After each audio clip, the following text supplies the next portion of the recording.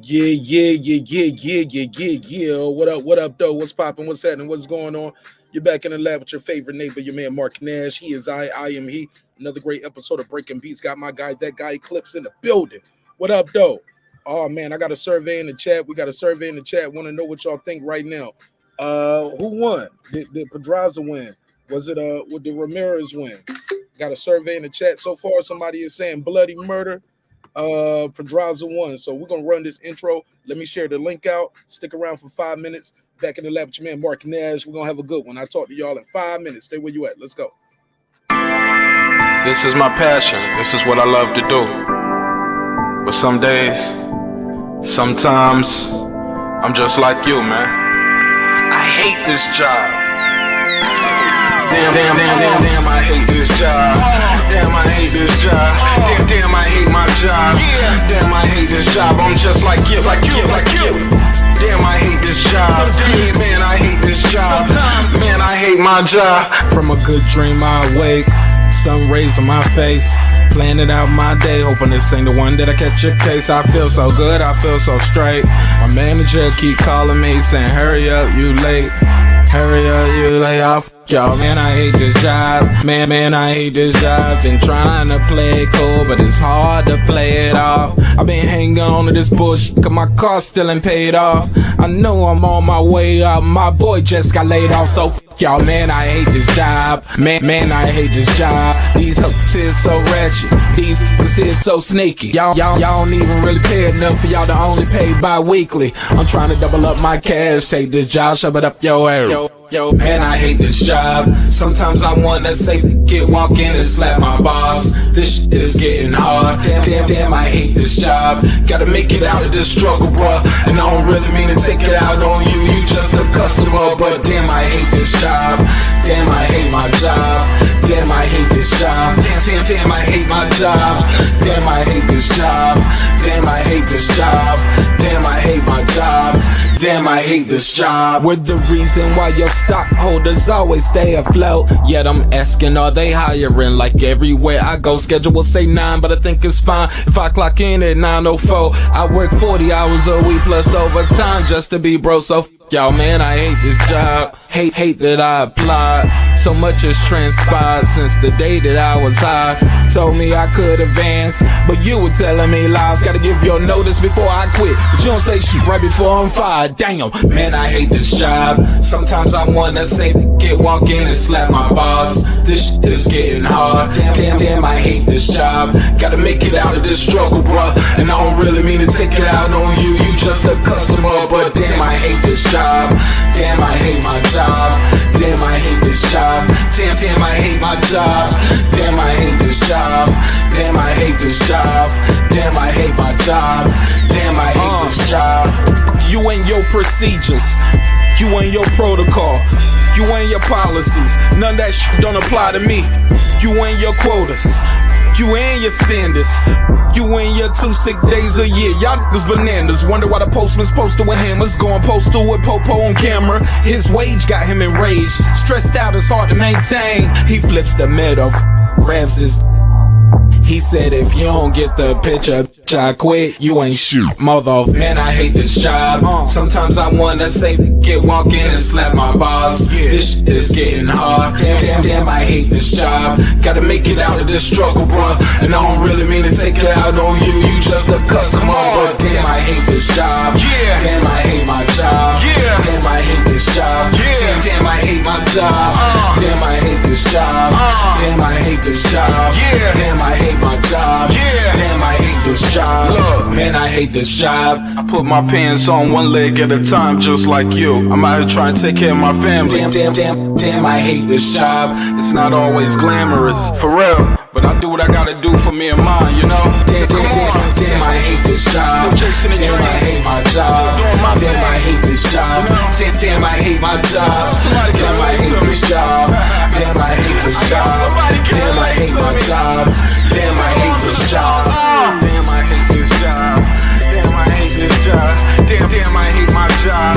Damn, I hate this job. I'm just like you, nigga. Damn, I hate this job. Man, I hate this job. Man, I hate my job.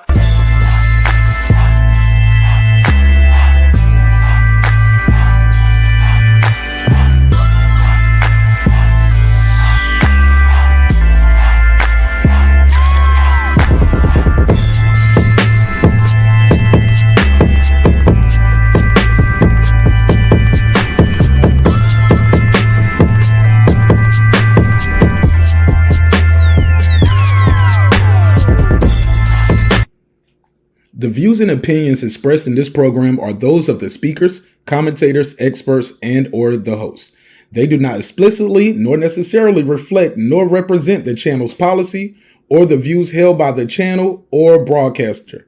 The broadcaster or its channel cannot be held accountable for all or any views expressed during the program.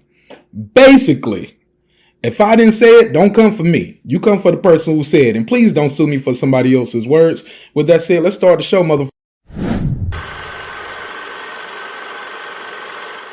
This that squad sound.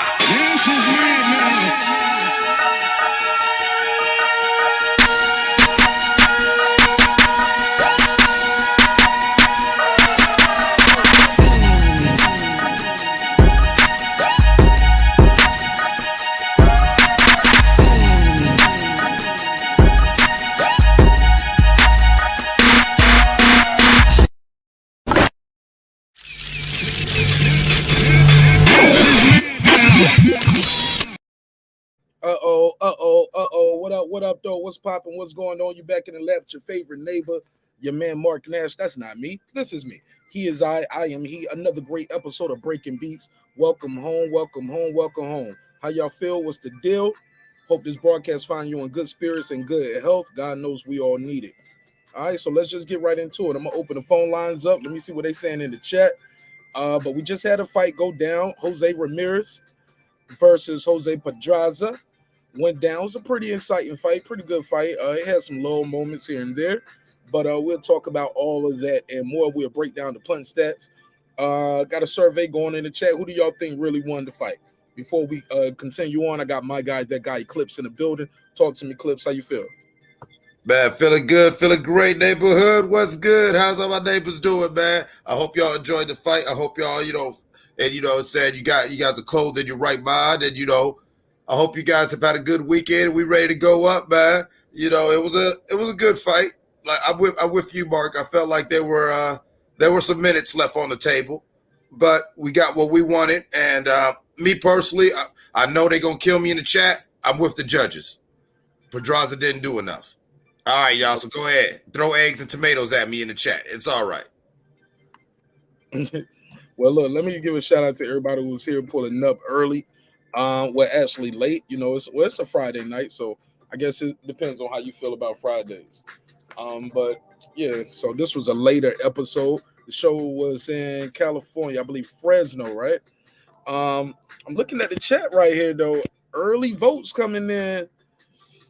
People are picking Pedraza. Some people are saying it's a draw. So far, we got 53% saying it was a draw, or either Pedraza won. Wow. All right, we'll talk about it. I'm going to open the phone lines up, let you guys call in and voice your opinion as well. Give me 1 second. Let me finish sharing the link out. Let me ask you this, man. Since those belts are open now at 140, and Tio's supposed to be going up to 140, would you like to see Lopez fight Ramirez for one of those belts at 140? Or should Catterall, who just arguably got robbed against Josh Taylor, should he get a shot at Ramirez for some of these vacant 140 belts? You took the word. You took my idea right from me. I really, honestly, from what I saw, I want to see Catterall and Ramirez. I think that'll definitely be worth watching. I don't think that fight will go to the judges, and personally, I think them belts need to just go on and sit for a second till we get some clarity in that 140. So you know what I'm saying? Let's go on and let these guys do it tournament style and do it like the Highlander. There can only be one. Whoa! So you want to see somebody do a tournament? Right now, I don't see nobody who's like, yeah, those belts are his for the taking. But I was on record saying that after that last fight, Josh Taylor's belts are up. You know what I'm saying? They are up in the air. Josh Taylor, in my opinion, he only's got them belts temporarily. That he's holding them belts for somebody. The question is, who's hungry enough to go and take his food? All right, let me go to the chat. Let me see what they're saying in the chat. Somebody said, I want to see T.O. versus Regis. Okay. You don't think T.O., after having all those belts, should be able to come up and be right in line for? I don't think whoever he fights, man. I think after one fight, he should be able to get a shot at the title. That's just me. But I don't know. I don't know. I ain't got all the answers. Somebody said it was a clear robbery. Let me open these phone lines up. Drew, he said Andrew Charles True. He said can't please them all. I missed what he said. He said every fight is a robbery and every fighter is a duck. Hey, look, we got to do that episode. The most overused terms in boxing. I believe duck, robbery. What's another overused term in boxing? Tune up. Cherry picking. I'll say cherry. Yeah. Cherry pick, duck, robbery, cherry pick. What's some other overused terms in boxing? But Great. Great. Pound for pound, right? Everybody's proud. He got three professional fights. You already talked about. He's one of the pound for pound greatest in his division. Like, this man ain't even got a pay-per-view, man. Leave him alone, man. Just let that kid live. Just got here. Just came to boxing.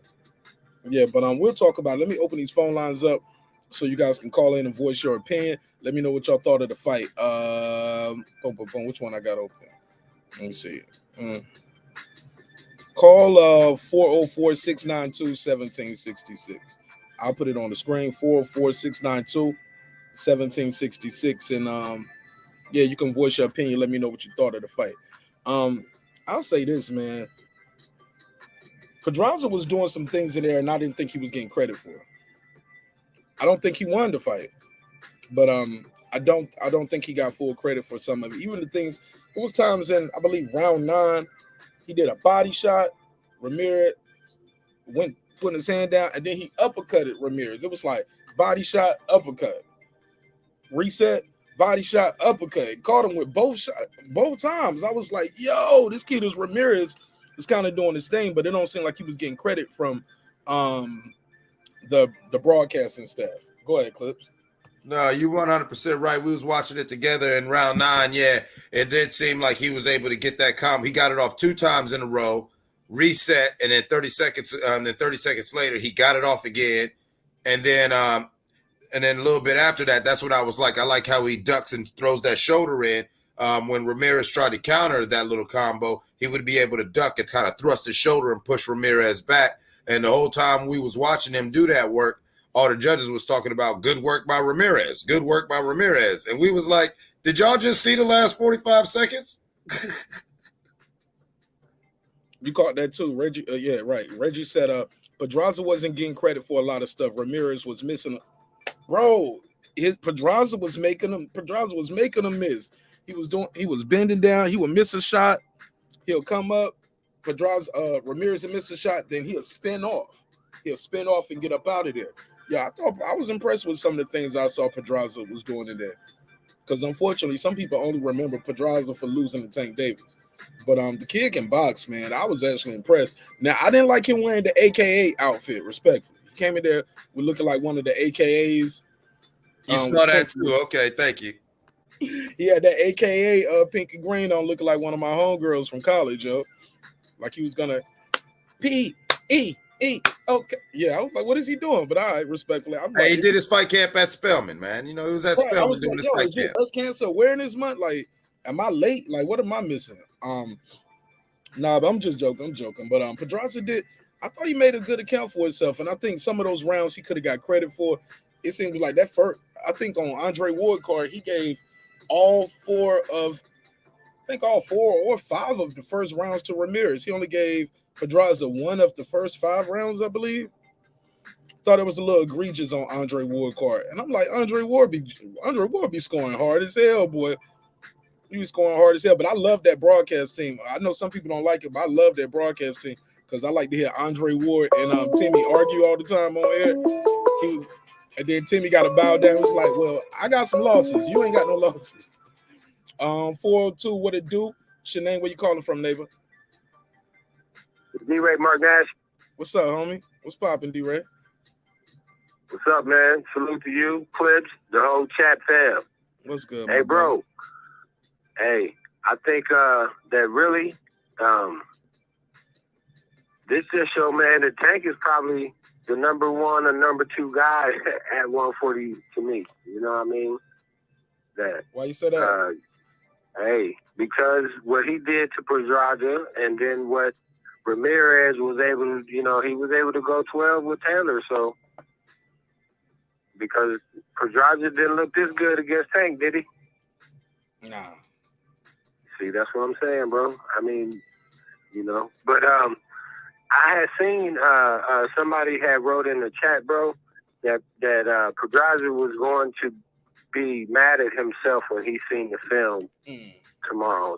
So maybe he seen that he thought that he could do more, and maybe the fighter will as well.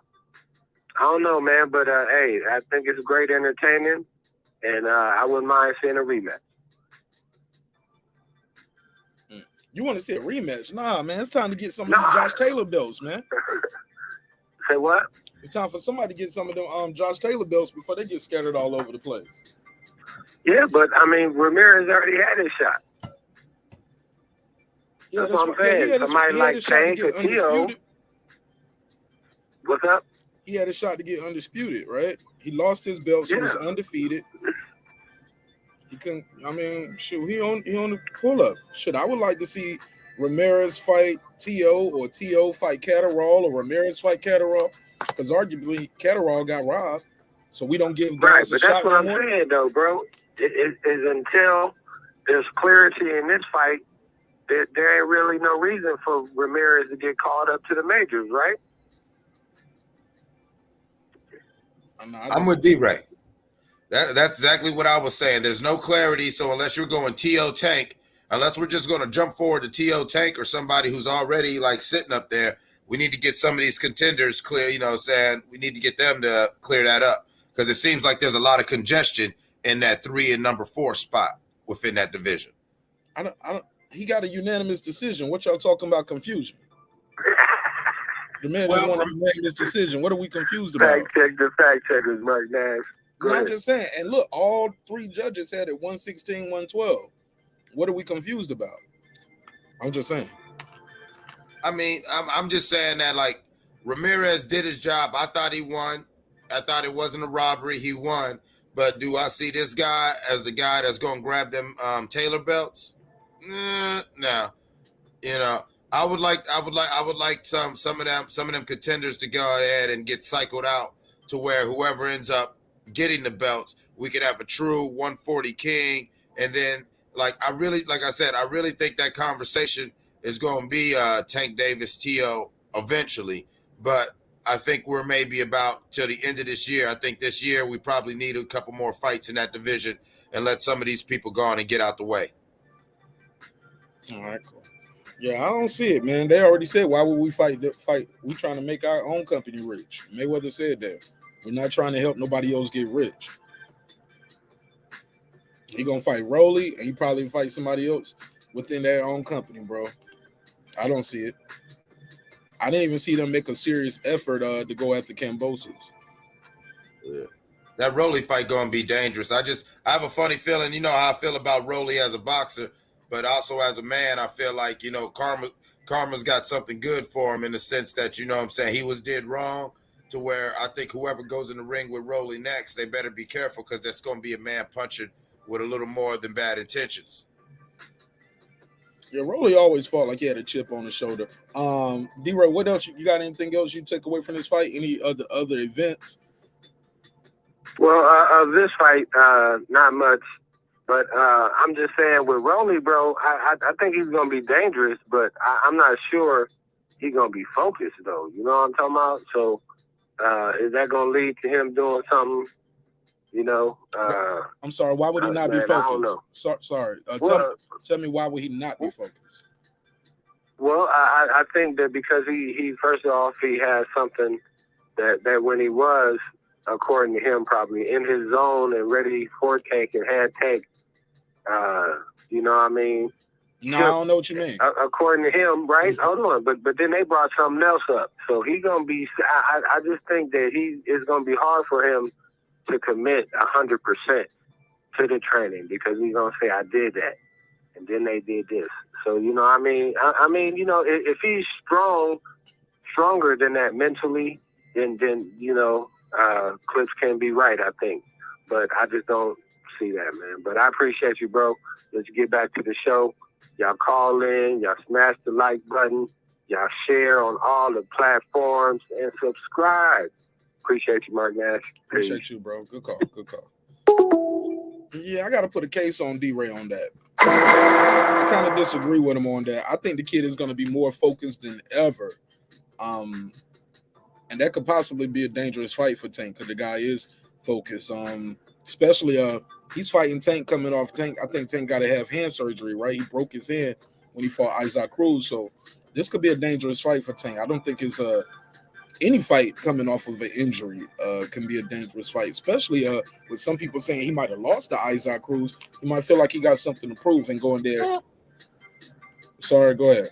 You had your mic said, Amazing. Go for it. No, I'm sorry. I moved my laptop. I didn't know I was unmuted. I'm sorry. Go for it. But yeah, no, I agree with you. I think that he came off a war. Isaac Cruz gave him a little more than what he asked for in that last fight. And so I think it is that perfect recipe for Tank to get in there with Rolly or get in there with somebody. But you can't just be like, oh, well, that's Tank. He gonna knock him out because, Tank just came out of something and he's just coming off of surgery to where this could be interesting. Damn, I ain't hear that. He said he called him a gatekeeper. I didn't hear that part. Alonzo said Ward called Ramirez a gatekeeper. Damn, that's crazy. Is it because of his age? How old is Ramirez? Let me see. Let me put that graphic back up. Ramirez ain't that old. Why Ward calling him a gatekeeper? Let me see. Put this on the screen. Nah, I don't think he's a gatekeeper yet. He very much so can get right back in. He's 29 years old. Nah, man, he ain't no gatekeeper. He's a unified champ, one loss. He lost that to the guy. Yeah, he lost that fight, man, to an undisputed champion, man. I mean, to Josh Taylor, who became undisputed. Nah, man, I don't think he's a gatekeeper. Look, he back in the mix right now. You're only as good as your last fight. You know what I'm saying? So I disagree with Andre Ward on that. Gotta disagree with that. I disagree with him on the way he scored some of these rounds too early on. I didn't think Ramirez was like dog walking. I thought Ramirez was missing a lot. Yeah, he did. From what I see, Ramirez, I mean, like we talk about this. There's a lot of people who they judge rounds just off aggression. And not to make it a culture or whatever thing, you get that a lot with, say, Latin fighters.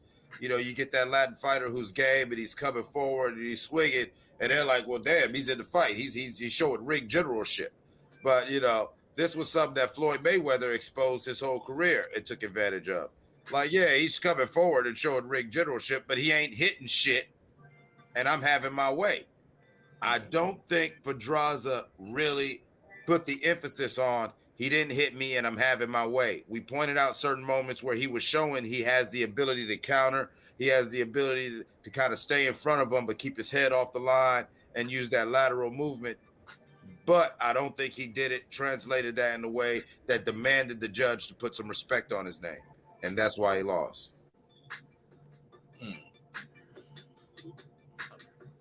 Oh, yeah. Yeah, man. All right, well, shoot. Let me see what they're saying in the chat. He said Ramirez was missing all night. Rupski said Ramirez was missing all night. Pedraza was catching him with uppercuts and straight right hands all night. He might have mean straight left hands. Definitely was hitting with that straight left all night. Shout out to my guy Taylor Bell. What up, though? It's popping. Taylor, Conshonery, everybody's pulling up. He said, I ate so much dinner. He said, I need a wheelchair. I need some wheelchair. Shoot. Yeah, bro. Sometimes you got to take a nap, sleep it off. He said, Clips, ain't that the truth? He agrees with you. They're calling you T Bello. That's your new name? Your new name, T Bello? Okay. Sound a little moist, respectfully. You calling that nigga T Bello. Hey, T Bello. No, I ain't calling you T Bello. His mama named Taylor Bell. I'm calling him Taylor Bell. He said, can't please them all. Right, you can't please everybody. Reggie O, what up, though? He was talking about how Pedraza wasn't getting credit as well. Shout out to Jashawn Brown. He said Ramirez won, Pedraza made Ramirez miss, but Pedraza didn't have high input. I know what you mean, output. He also took rounds off when he couldn't afford it. Good point. Pedraza could have. There was times where I thought he could have worked his jab more. Like he's the taller, rangier guy. He was on that bike real early. But I get it. I agree with Tim on that. There was times he was trying to set Ramirez up to walk into shots, and he did. But at some point, I felt like he could have turned it up and been more the aggressor and pushed Ramirez back. Josh Taylor had the most success pushing Ramirez back. He did make Ramirez run into some shots, but he will push him back. A lot of these guys, you got to push them back and bang the body. Okay, I read all of these. He said 78 Sports had Tank and Cruz a draw. Then his live chat went in on him, and he changed his mind saying Tank won. All right. From who though? Yeah, I missed a lot of these chats. Yo. I'm trying to get caught up. Yeah, you did sound like you farted though. Yeah, they said you queef. Your laptop queef. Yeah, 78 Sports know what he's doing. He playing his crowd for likes and super chats. Put a case on it. All right, read all of these. All right, well, shoot, is that everything? Anybody got anything else they want to say? Y'all want to call in? Y'all got anything else y'all want to say about these fights that occurred today? Quick question to you. Go for it. Are you ready for tomorrow? It's coming when I'm ready or not. What you talking about, the Martinez Chocolatito fight? Yo, that's gonna be dope. I forgot that was going on. Right now, the only thing I want to see is will Jorge the Monster Masvidal let this fucking dude beat his ass and talk shit? Because I am a diehard Masvidal fan, but I will tell you, he hasn't really impressed me since that Nate Diaz fight. So if he goes in here and lays another egg, I go put a case on. I'm going from the defense to the prosecutor. You said if he lose? Man, hell yeah, he can't lose this fight. Don't be one of them dudes where you know he's a good fighter, but you know, if you can't just let this man go in there and whoop your ass when he be talking that. You know, we had this conversation with Kamar Usman. I'm not even an Usman fan, but my blackness refused. I refused. I'm sitting there just trying to send him all the energy I can. Like, don't go out like Tyron Woodley. That's the reason why I never had no respect for Tyron Woodley. All that shit, you let Covington talk only for him to break your ribs and stand over you, taunting you, talking about he can't breathe. Hell yeah, Jake Paul knocked him out. That boy noised in the middle. Ain't no way in hell. I don't care if he broke all my ribs. My pride wouldn't let him get that off. What you gonna do? The fight over. He should have did something other than what he was doing, standing in front of that boy, letting himself get beat on, and let that boy squeeze him till his ribs crack. All right. Yeah. All I was saying is it was. I'm excited about the fight. I'm not a big Kobe Covington fan like that, bro. Man, I damn sure ain't. You know I'm rooting for Masvidal off gate. So yeah, we'll see how it goes. Yeah, he said is the guy Chocolatito, is he fighting any good? He's coming up in weight. He's coming up in weight to fight him. That fight was almost canceled due to him missing weight, so we'll see. I think the zone what's on the zone? Something on the zone tomorrow too, right? Let me see. Let me look at the fight schedule. I believe so. Let me check out this fight schedule. I know Ryan Garcia fighting coming up. I know you got your boy Virgil Ortiz coming up. Yo, I'm so disappointed at Virgil. I said Virgil Ortiz, didn't it? Yeah. That's what I meant to say. Virgil Ortiz. Did you? But who'd you say before that? Who? You heard me. Yeah, don't say that. I'm just saying he's a viable name, whether y'all like him or not. Y'all ain't gotta like him, but he's a viable name. I mean, that's what they say. What we at with it? What's this March line? Let me go back. Boxing schedule. March. Let me look at my schedule. Yeah, that's tomorrow. So that's him fighting Julio Cesar Martinez. And that's tomorrow. That's the DAZN card. That's what's on the DAZN card. Next week is BT Sports. So that's gonna be that's on a Friday. That's Mark Leach versus Bork. Never heard of him. Gotta look at him. Gotta look at him. I probably know his face when I see him. I think that Savannah Marshall fight got pushed back. Savannah Marshall versus I thought that got pushed back. It's still saying it's on the thing, but I did a story about it, and it said that fight was getting pushed back. If I'm not mistaken. So we'll see. Because I was like, damn, that's gonna push the Clarissa Shields fight back. Biggest disappointment though, it says it's supposed to be March 19th, Virgil Ortiz versus Michael McKenzie. Bro, Michael McKenzie, bro. Yeah, he undefeated. Man, Michael McKenzie got 2 knockout wins, bro. Why is Virgil Ortiz fighting him?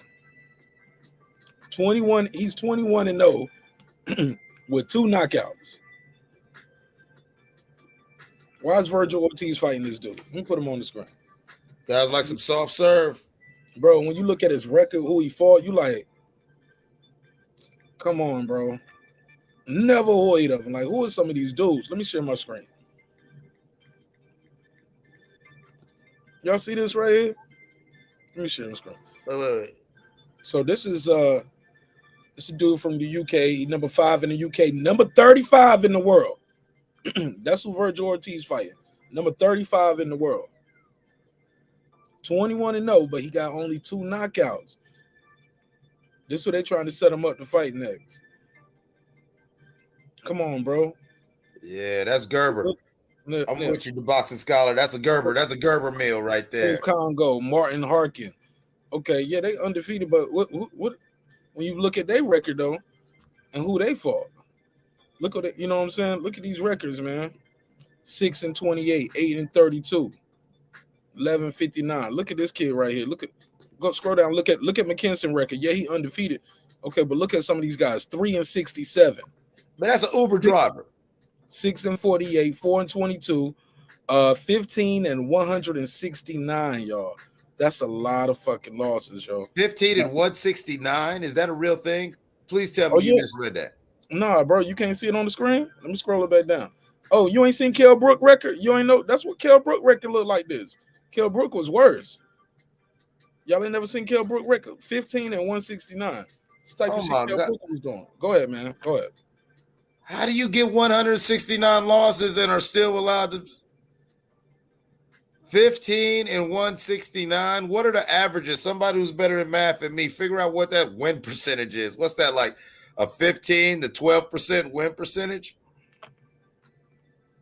Holy shit. If I fought someone like that, I wouldn't want that name on my record. I'd be whoa. You wouldn't be allowed to spar in the gym. Bro, this is what they do, bro. This is what they do. Look at this Kell Brook record. Let me see if it's screen. Y'all see this on the screen? Show you Kell Brook record. Scroll down before he got popping. Look what Kell Brook was doing. 31-189 losses, 10 draws. 12-46, 12-130, 24 wins, 139 losses. 16 wins, 77 losses. 11 wins, 80 losses. 12 wins, 85. 13 wins, 97 losses. Like, so 11 wins, 58 losses. Of course, you're knocking these dudes out. Of course, Kell Brook, you were doing great. But that's the problem when you pad these records like this. Come on, bro. 189 losses, 139 losses. Man, please. Stop playing with me, yo. That's crazy. I don't think I'm with the boxing scholar called it right. He said them guys are stuntmen out there. They train to take a dive and, you know what I'm saying, lay it down without getting knocked out. I mean, I don't know how a trainer can be willing to train a boxer with that many losses and train him for another fight. Mm-hmm. No, I just know this guy. This is who Virgil Ortiz fighting next, and y'all talk. He's 35 in the world, and people's like, I think he'll give Boots a go. I think he'll give Bud a go. Now he's not going to be prepared fighting guys like Michael McKenzie, 21-0 with 2 knockouts. In my opinion, they took a step back from this kid a little bit and wanted to handle him with soft gloves to build his confidence up because he got dropped by Velasquez in his last fight. Yeah, he came back to win, but the same thing with Ryan Garcia.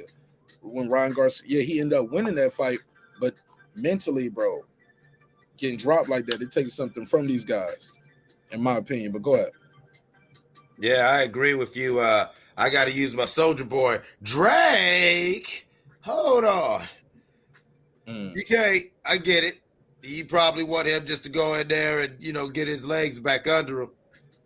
But how dare the blaspheme, the audacity, the temerity of some of these people to mention Boots Ennis's name, to mention Terrence Bud Crawford's name with somebody Not who's next virtual. fight.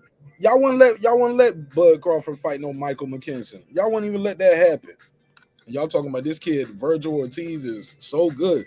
He fight Michael McKinson, only 2 KO wins. Record padded up. Man. Record padded up. Go ahead. Sorry. Nah, man, that's crazy right there. Like, let Bud have something like that on his box rec. Matter of fact, can you pull up Bud's box rec? Oh, they know the vibes, man. Exactly. Let Bud go anywhere through Bud's box rec. He ain't never fought nobody with no 100 losses, bro. Man, I doubt even Errol Spence got that type of smut on his name. That's smut. That's like saying you in 10th grade and you bragging about beating up a 5th grader. Like, even when you scroll down to when he was first getting started, bro. This is probably like one of the worst fights on his record, 8-25. You know what I'm saying? 2-0, 2-0, 8-25, 5-6, 9-10, 3-11. No, this the worst one right here. But then sometimes these two, like, you trying to get paid. Like, this is what you do. You can't get a job. But your record should not be full of that. You shouldn't be out there fighting multiple guys. A lot of these guys start off fighting guys with a losing record at the beginning. But you should not be out here fighting guys with hundreds of losses, yo. And, like, that's the norm. Like, after, like, your first couple fights, man, you should be fighting guys that got some, that got winning records. Former title holders, things of that nature. I've always been of the mind that when you're starting out a young fighter, pretty much once you get past that 5th victory, it's like, okay, who are you putting up against? I don't know. 5th is very early, bro. 5 fights is very, very young. I get you, but I noticed a trend in the past 15 years of these cats getting a name and getting some superstardom, maybe some shine once they get like 15-0 and whatever like that. And it's like, yeah, he's 15-0, but he fought 12 bums or 12 bus drivers, 12 guys that working at the docks who just need a break, 12 stuntmen. What 12? Look, that's a big difference. You went from 5 to 15. That's a big. I didn't say 15, but not 5, where you put him there with a former title holder. I'm not saying a former title holder. You can find you somebody with only about 4 something losses on their record and give him about 3 of those guys, and they gradually start bringing them up to real contenders. That way, especially if he is somebody like he's got the look, he's got the personality, where he's got a nice fan base.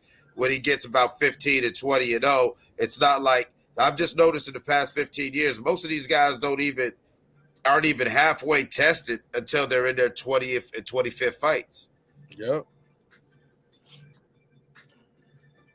To me, I don't know. Maybe that's the 80s baby in me. But as you know, Mike Tyson, what I'm saying, people like Mike Tyson and all like that, what I'm saying? Yeah, they were fighting at the upper echelon as soon as they were in their 20s. They were fighting for belts. To where some of these guys, yeah, they can put them in there to fight for a belt. Everybody but that motherfucker ain't ready. Most of these dudes ain't no Mike Tyson though, bro. Exactly. That knocking dudes out in the first round. Like, and shout out to Errol Spence. He, according to this, other than this one fight right here with Nathan Butcher, he's never fought somebody with a losing record. So that's dope. Shout out to the Errol Spence fans. See, y'all didn't think I was gonna give him no credit. See what I'm saying? I'm fair. Yeah, I gotta give him credit for that. But yeah, man. But some of these guys, like, they are getting tested late. I get it.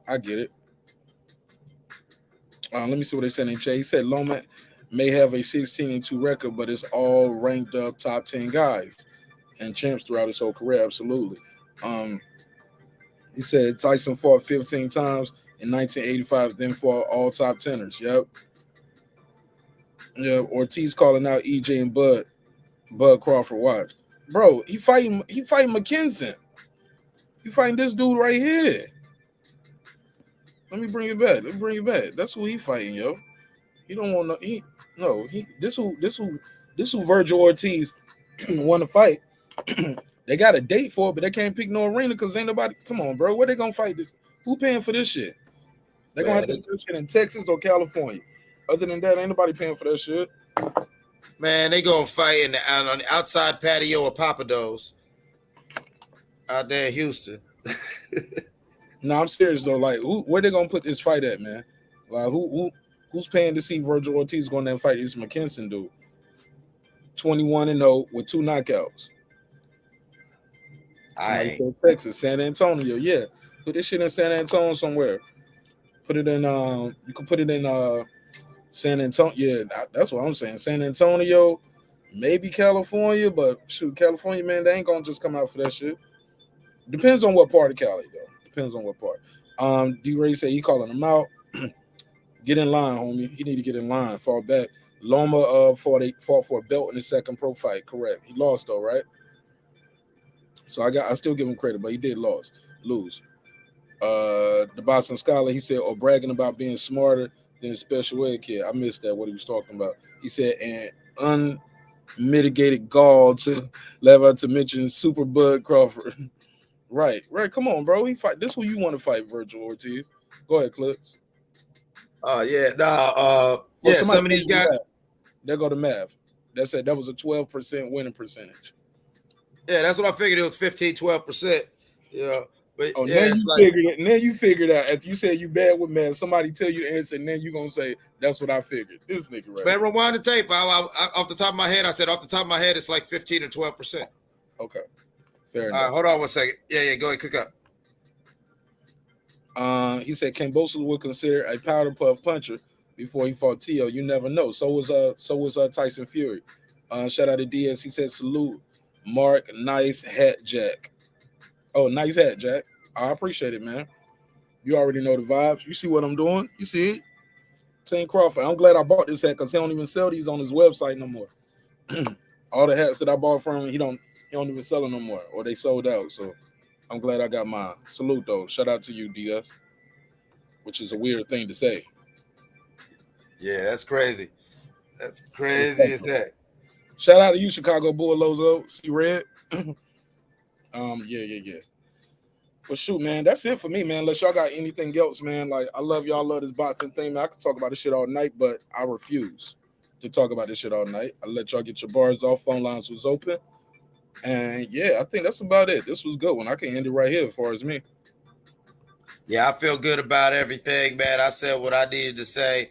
And to Ortiz Jr., man. Ortiz Jr., watch your mouth. And please, if this goes past 4 rounds, you're not allowed to speak. Because that record right there, I don't care.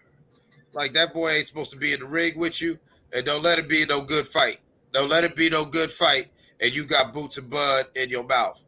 Because that ain't even going on. And no pause. Because right now, yeah, you got them in your mouth. You need to stop it. You're a grown man. Stop it. Number 35. You fighting number 35 ranked guys, yo. So all that Virgil Ortiz, end it, yo. End it. Virgil Ortiz out fighting somebody number 35 ranked in the world, bro. I can't with you. Can't take you serious with these call-outs. And the words of the big homie Stacy, that shit gets no play in my ride. Absolutely not. Let me say this, man. We had 35 votes on the poll right there. And according to this, 51% of y'all, when you do the math, either thought Pedraza won or it's a draw. So it's very close. Only 49% said Ramirez won. Wow. Y'all ain't giving it up to Ramirez. Wow. Damn. Okay. Somebody said Crawford fought 6 times in 4 years. He won all of them shits. That's all that matter, bro. He won all them shits and probably stopped him too. What part are you talking about? like when you coming up too, it's hard to get those fights sometimes, like because don't nobody know you.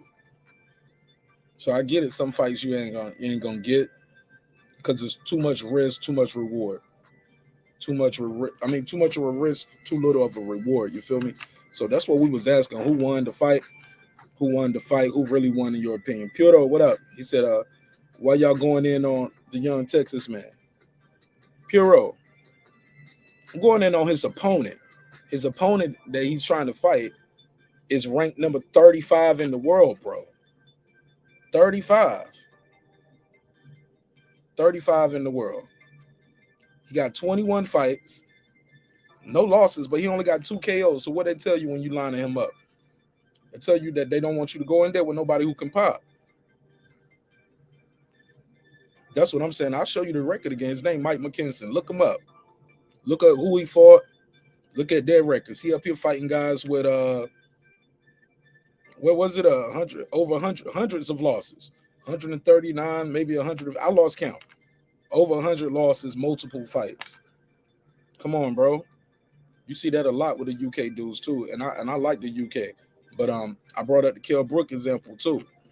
But yeah, man, this is record. This is who he trying to fight. Michael McKinson, 21-0, 2 KOs, number 35 in the world.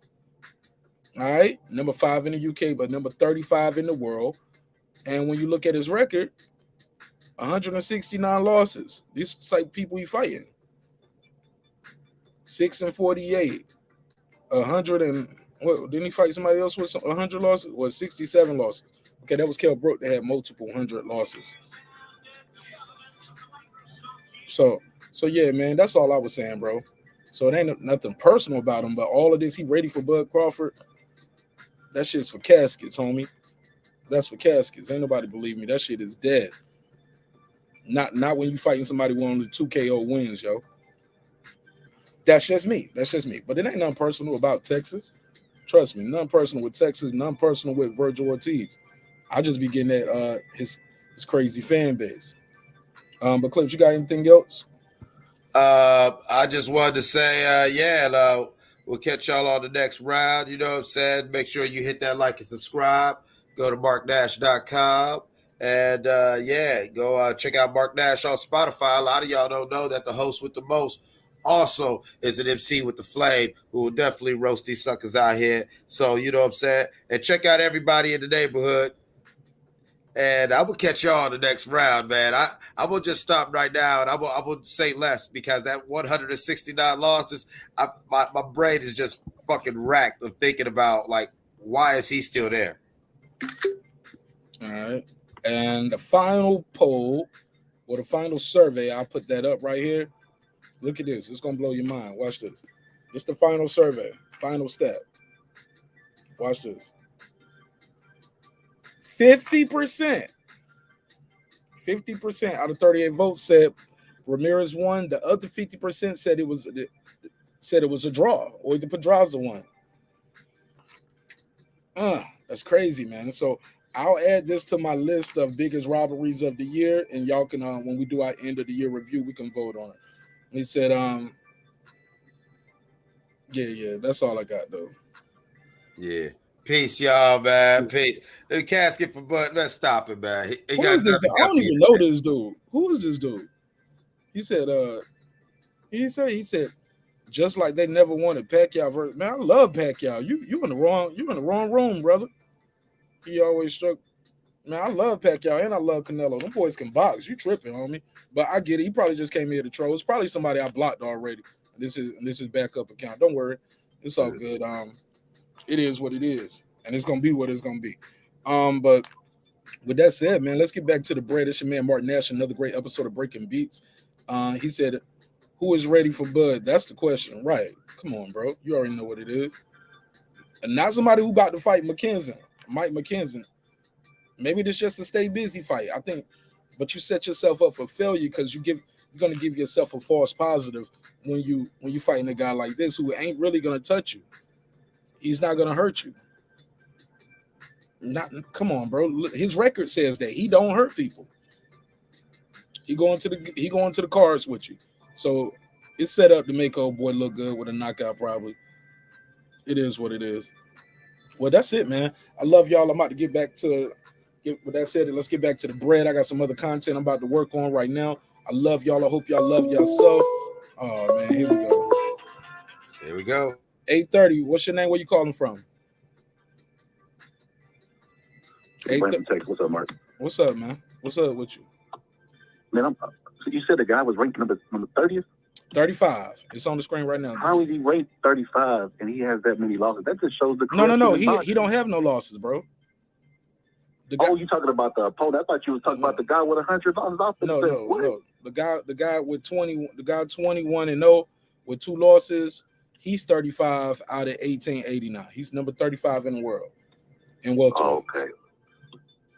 But what I don't understand is what do you get from fighting fights like this at this point in your career? You get a paycheck and you get to stay busy. And you get a knockout to probably look spectacular.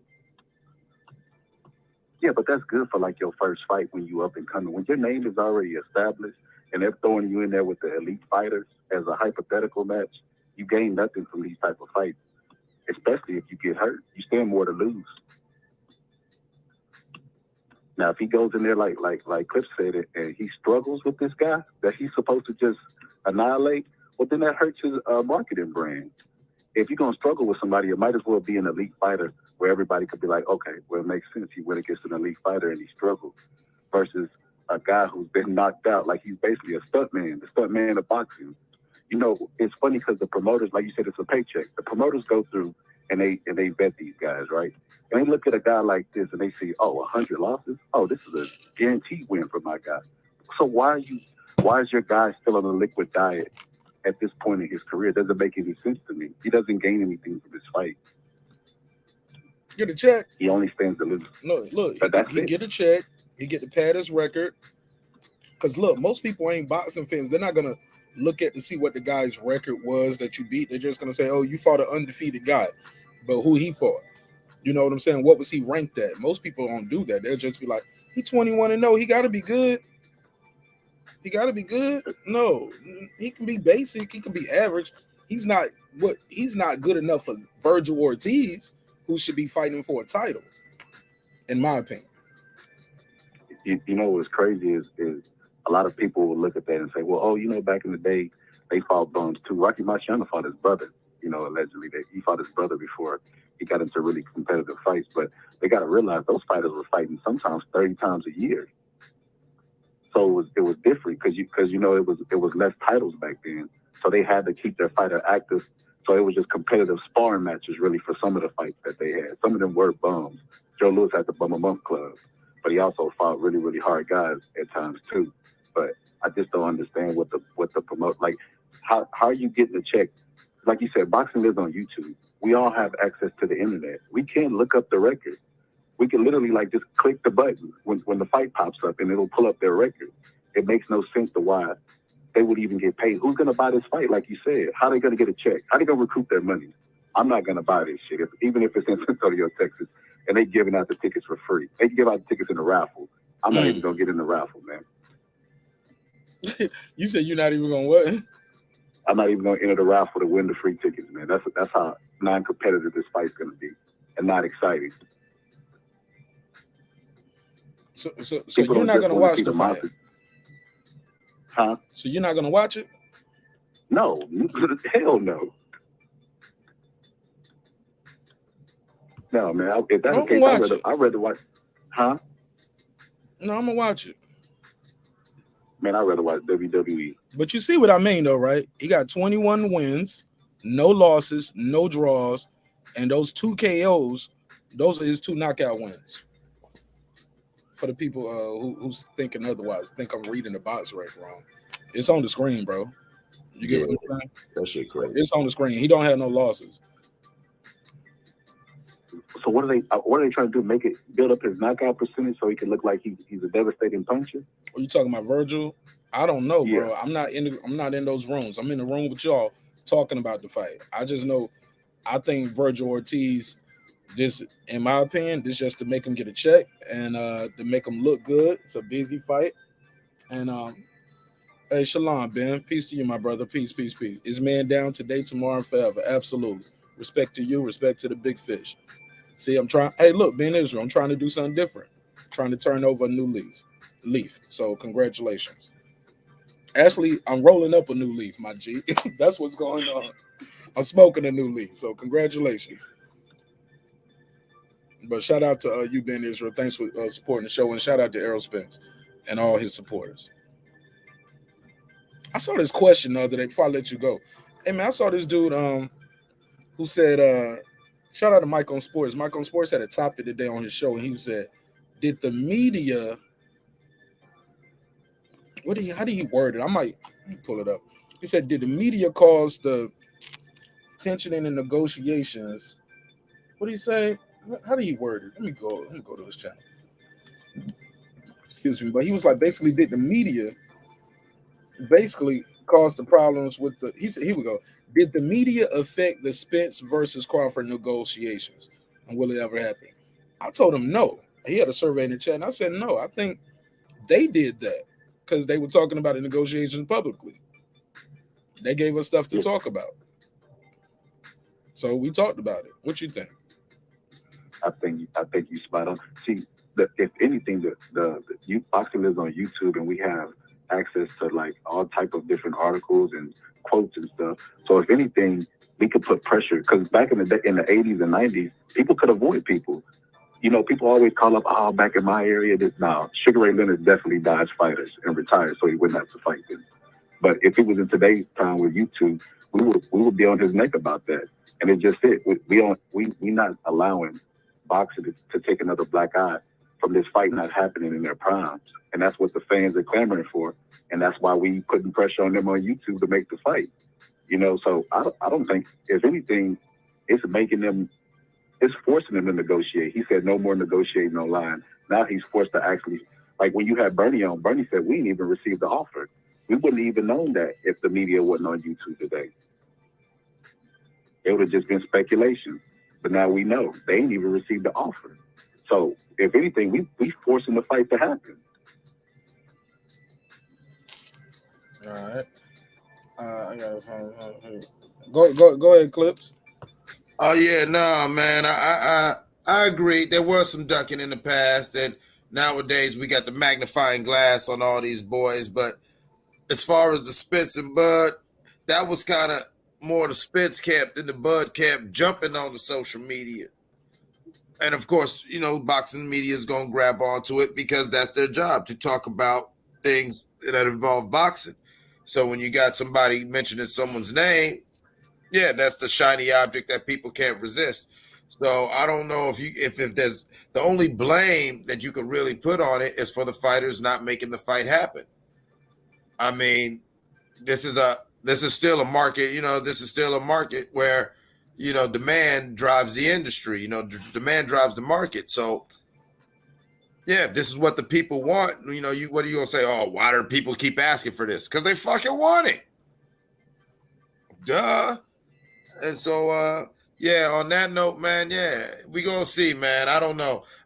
Me personally, the whole Virgil Ortiz thing is real suspect. I'm gonna put an asterisk by that whole thing. And I swear, if this goes past 4 rounds, it's like his name should be just not mentioned. Win, lose, or draw.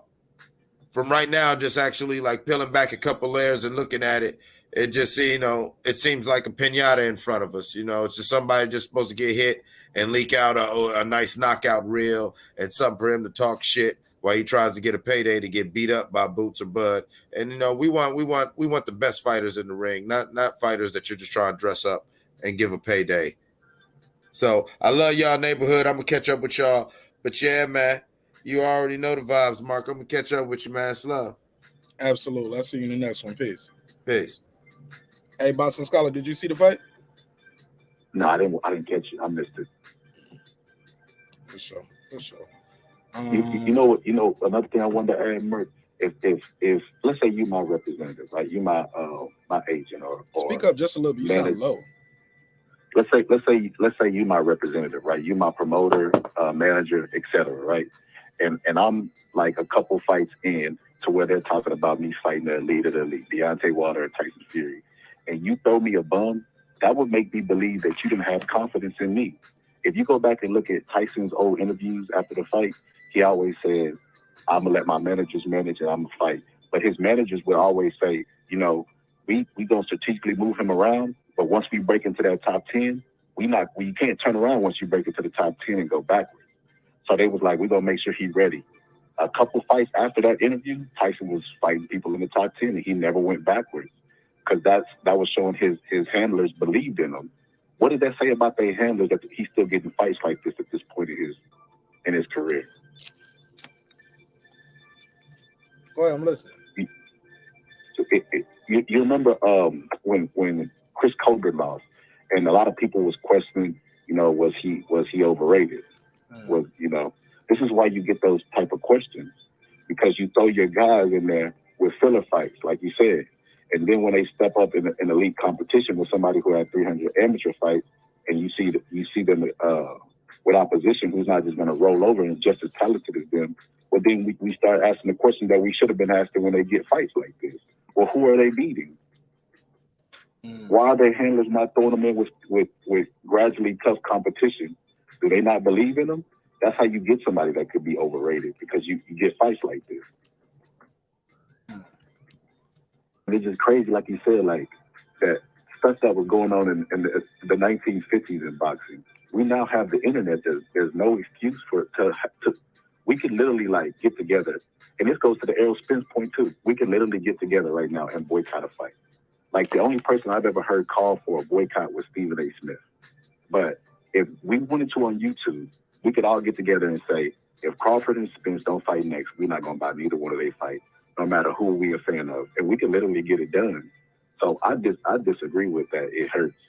I mean, we're putting pressure on them and making a fight not happen. I think it's actually happened the opposite way, which is why he's tired of getting questions about Crawford to the point where he's like, well, we know we're going to negotiate, but I'm a man at the end of the day. That's what he's talking about. He's talking about the media. He's hearing what people are saying about him. And he's a fighter, and he has pride and ego about himself. So he's forced into negotiations. But he started because he's hearing, though, right? Uh-huh. But he was a part of it. If he didn't start it, he was definitely a part of it, though, right? If he didn't start what? The public negotiations. The 60-40, oh, yeah, 70-30. Fuck around, I might 80-20 a nigga. He did another interview on a big stage for a fight. He said, and he got to take the 60-40, 70-30, or whatever we give him. Exactly. But so he's a prideful dude. He was like, yo, he said fighters got egos and things like that. Okay, you got an ego. Look, his name is the Big Fish. He literally got t-shirts that says the Big Fish. People calling themselves the Big Fish. Like, what is that? What you think that means? He's saying I'm the Big Fish of the division, right? I call the shots. So I don't know, bro. Like, sometimes when you don't like the way things going, you ain't got to look no further than the mirror. And I ain't talking about just Errol Spence. I'm talking about me, you, and whoever. You know what I'm saying? Respectfully. You know, like Crawford was talking about moving up. See, this is Bud. Not Bud. Know he know it's about legacy. If Bud moves up and starts beating people that's in bigger weight divisions than him, like big names, and the fight never happened, we're gonna see who wasn't scared to take the challenge because he done moved up and, you know what I'm saying, and beating people that he's not supposed to beat, which is what legends do. Manny Pacquiao did the same thing. We'll see who didn't want to make the fight. He's not going to sit around and wait for Errol Spence to decide he wants to fight him because he's the Big Fish. At the end of the day, if you strip away everything, it's all about the fighting. The reason why their name is popular is because we want to see them fight. It really gets on my nerves that the one thing that we want them to do, they get irritated about. Y'all want me to fight the best? Yes, that's why we in this shit. That's why UFC has killer marketing, because they market the best versus the best. That fight hurts boxing if it doesn't happen, which I think it won't. I don't think it's gonna happen until late. If history repeats itself, it'll happen. It'll happen maybe 3-4 years down the line, and one of them might have a loss or two.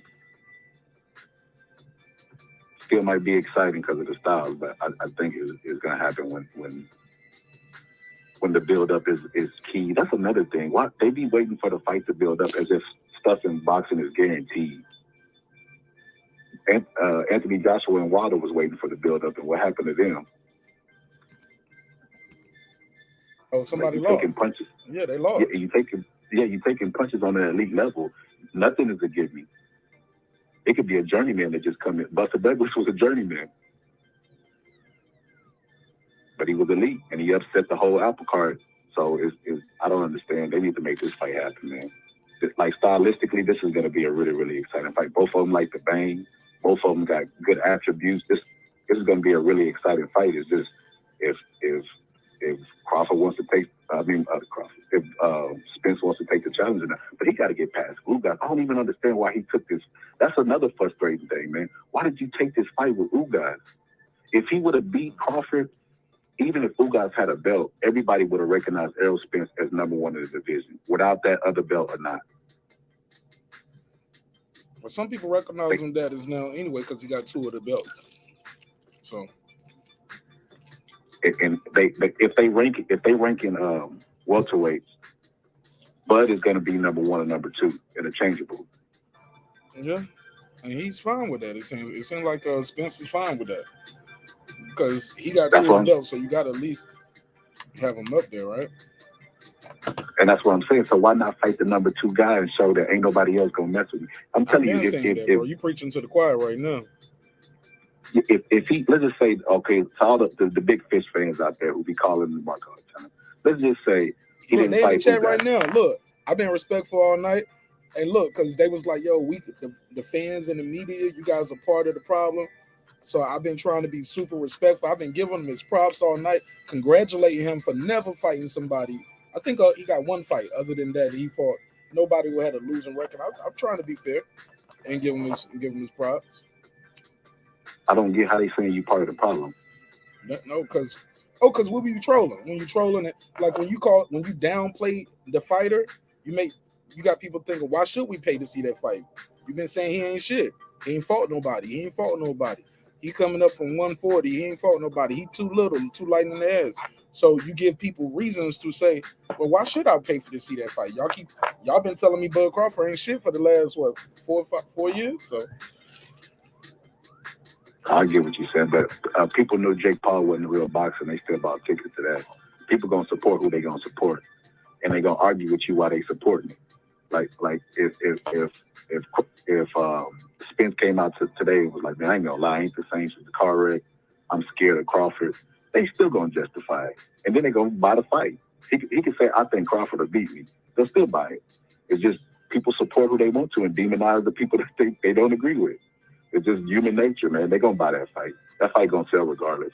Both of them can go out and get knocked out and then fight the next fight, and people still going to buy it.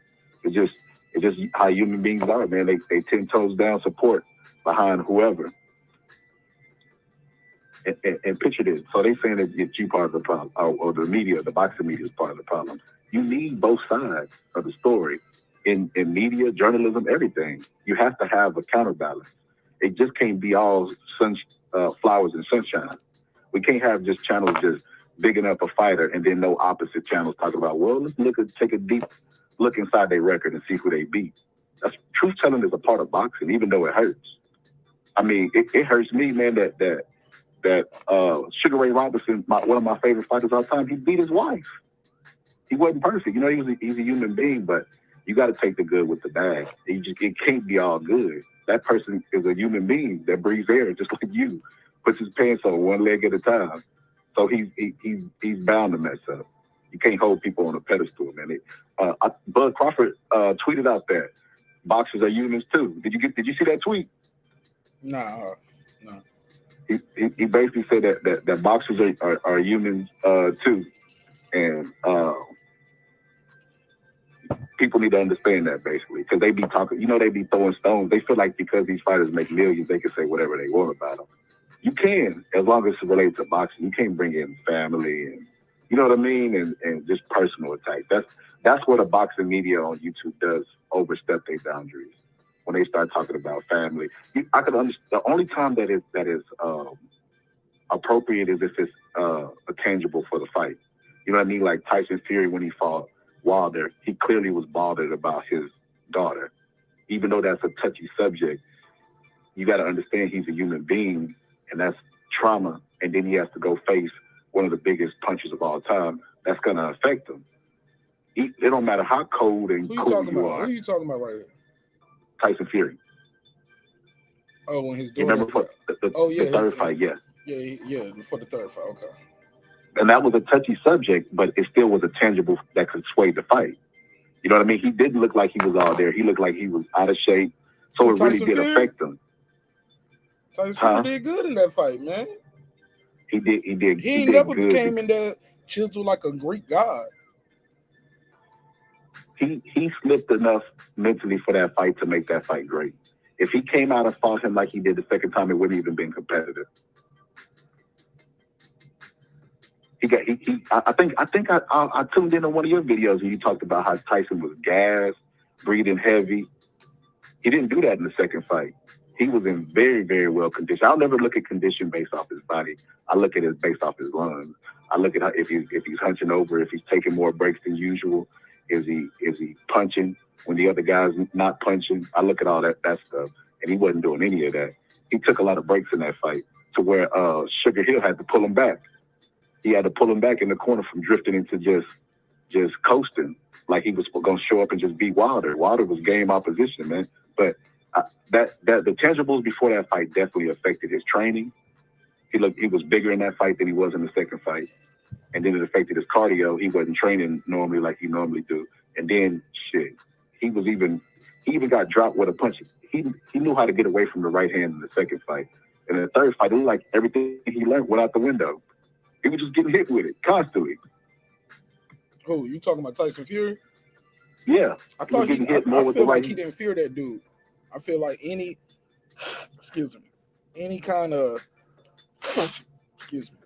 sorry about that, pardon himself. Any kind of apprehension that he felt about Wilder from the first fight, it was over. It was all over after that first fight. Because the second and third fight, he came in there with a different game plan. He came in there heavy the second fight. And instead of dancing around trying to jab, I'm walking straight towards you. I'm going straight towards you. I'm going to smother you with the punches. I thought that he leaned on him, like what you call was breaks.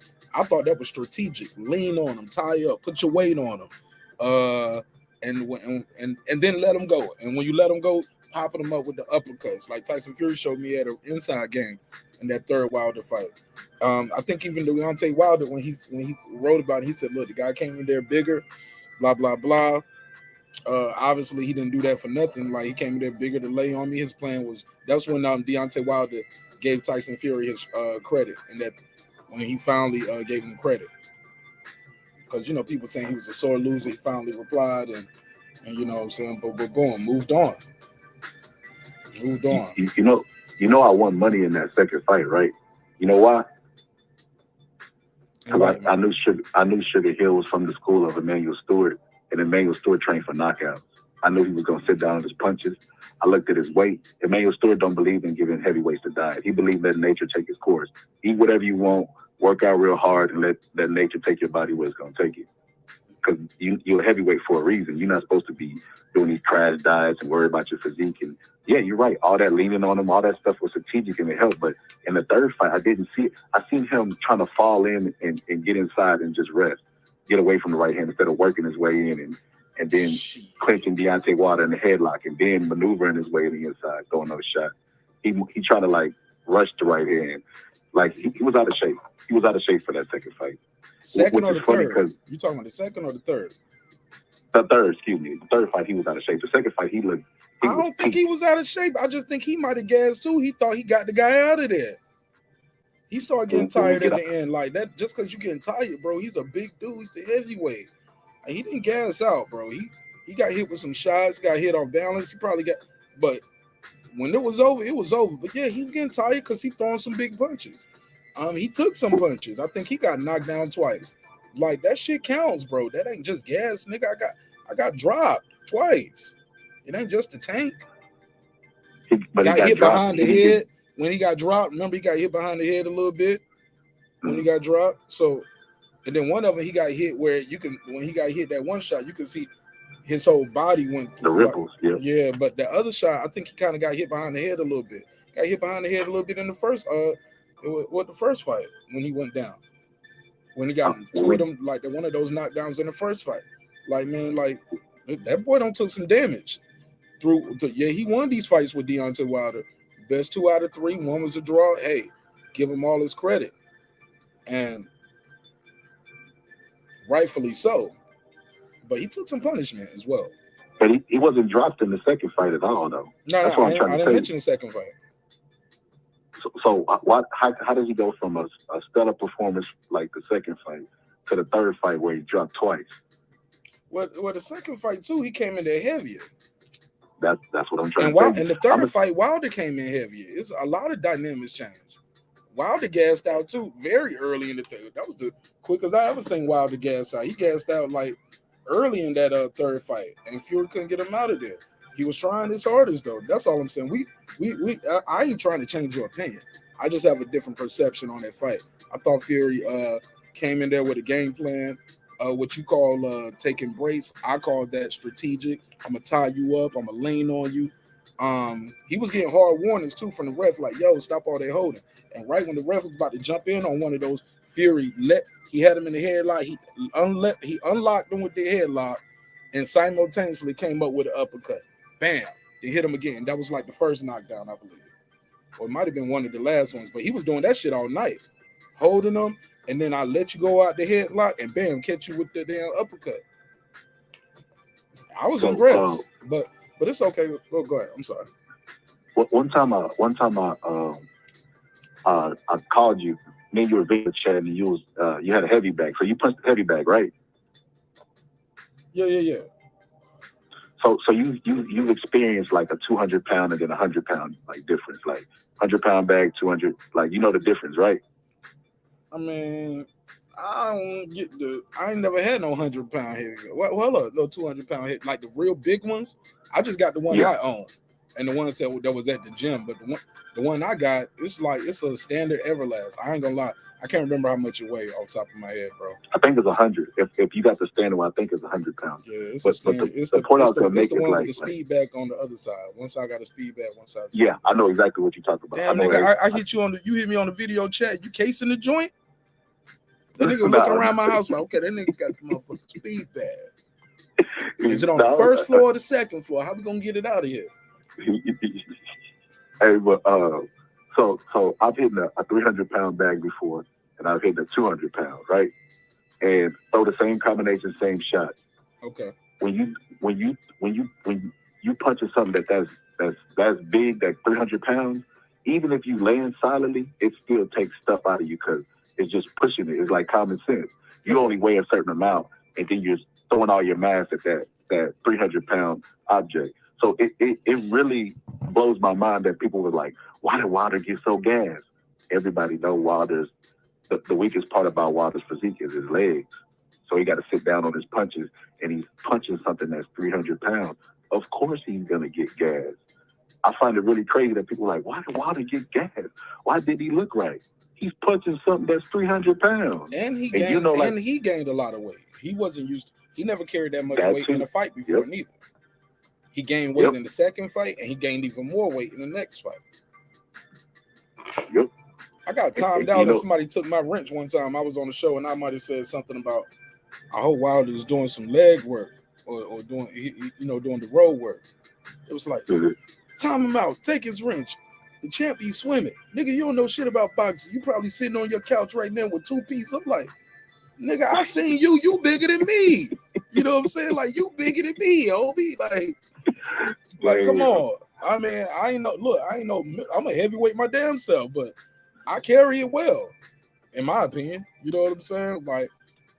Like, bro, but you, nigga, you can't talk to me about no weights or to eat no pizza. Because you get meat lovers with the thick crust every time. I can tell by looking at your chins. All of your chins, nigga. Motherfucker built like a refrigerator block talking about, motherfucker built like this, talking shit about a nigga like me. You know what I'm saying? Like, bro, you know what I did when I was in the army, nigga? Come on, bro. Like, you ain't never ran 5 miles in your life. You probably never ran 2 miles in your life and had to do it in a certain amount of time. No athletic appearance about you. You can't talk about me, not you. Anybody in the world but you, nigga, not you. You know what's crazy, man? They talk about the problem with YouTube. I think that's the problem right there. That any criticism of a fighter, man, you just demonize. That's what a cult does, bro. If Bud do something tomorrow that's out of character, I'm gonna call him on it. You gonna call him on it because we like Bud, but I mean, we got integrity, man. That's what integrity is. Yeah, man. But they look at it like a cult, bro. You can't say nothing. You can't even be like, damn, why he wear his cap like that? Oh, take his wrench away. You talking about the man cap. He don't know shit about boxing. Like, just because you disagree with him, you automatically don't know shit about boxing. I have one on one of my videos, man. It was this fighter that was 6. He was supposed to be 7 foot, but I think he's more like 6'9". But his name is Mike White. And Mike White was supposed to fight Mike Tyson. And Mike Tyson said, he not even ranked. How dare y'all, like, put him in the same breath as me? Like, basically, I would knock him out. The very next fight, he got knocked out by Michael Moore. And I was like, this is when people say Tyson Fury was too big for Mike Tyson. This is what I see, and I put the video up. Man, them Tyson Fury fans came after me. I don't know shit about boxing. Look at my channel. My content is garbage. I'm like, so one video summed up all of my postings. Just one little video. Man, that comes with territory, man. Don't get distracted by that shit.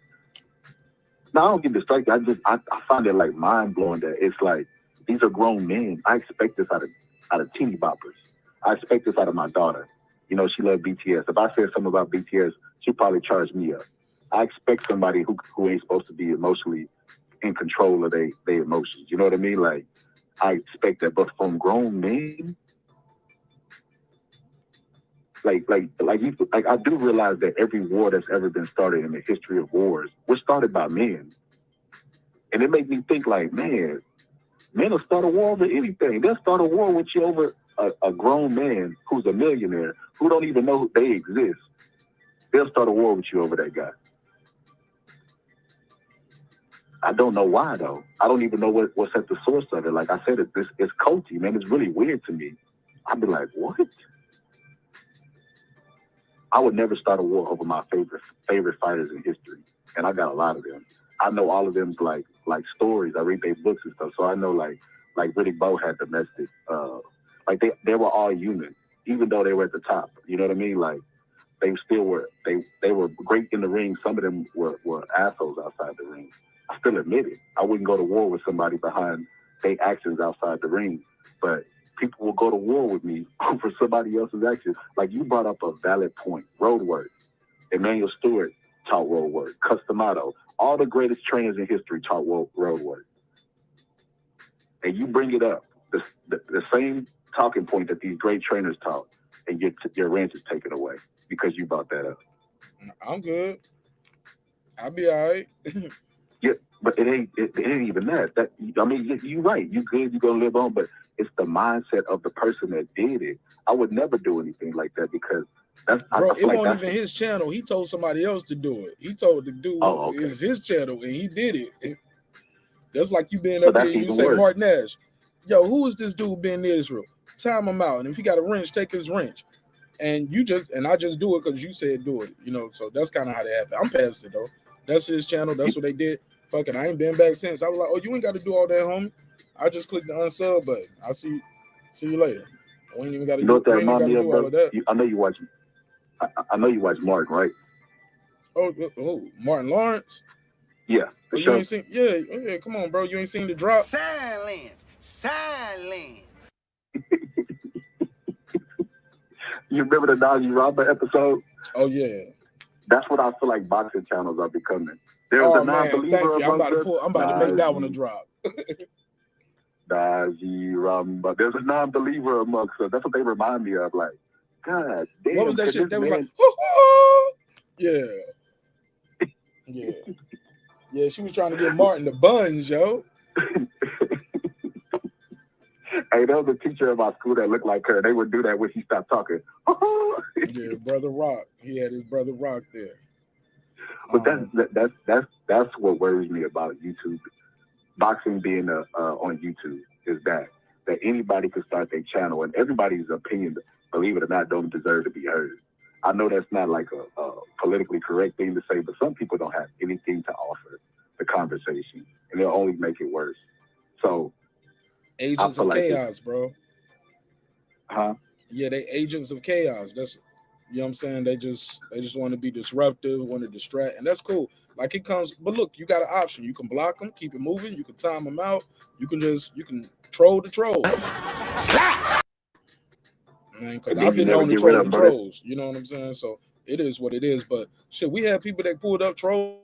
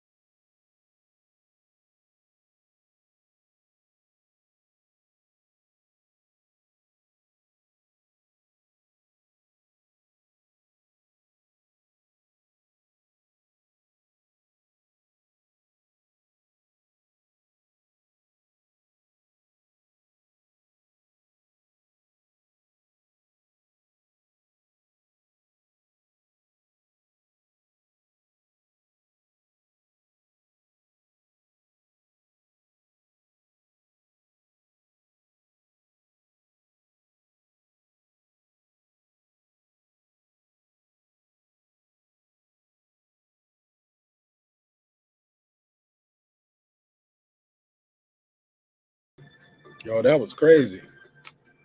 All right, so we back. Yeah, you said no sound. It was no show, homie.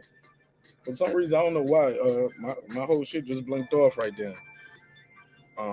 Which was weird. I normally have the backup hooked up, but that didn't work. The backup didn't work. So yeah, it's a live show. I was able to get in on my phone over here, but as soon as I pulled up on my phone, it connected right here. But it's all good. Yeah, it happens, man. It's a live show, yo. It's a live show. Shout out to Brandon, the Boston Scholar. He said, man, he called my phone. He was like, man, I'm still trying to cook, man. I had some more grease for y'all. But so we can end it here because, like I said, man, I got some other content I want to record as well. So, like I said, man, I'm just stacking it up, just getting my bars off, and hope you guys enjoy the content when I release it. It's been another great episode of Breaking Beats, where we break down business, entertainment, art, technology, sports, and anything else you and I feel like talking about. Man, I appreciate y'all for your time, your energy, and I'll see you on the next one. It's your man Marq Nash, another one. Love y'all. Hope you love yourself. Peace. Oh, let's run that outro.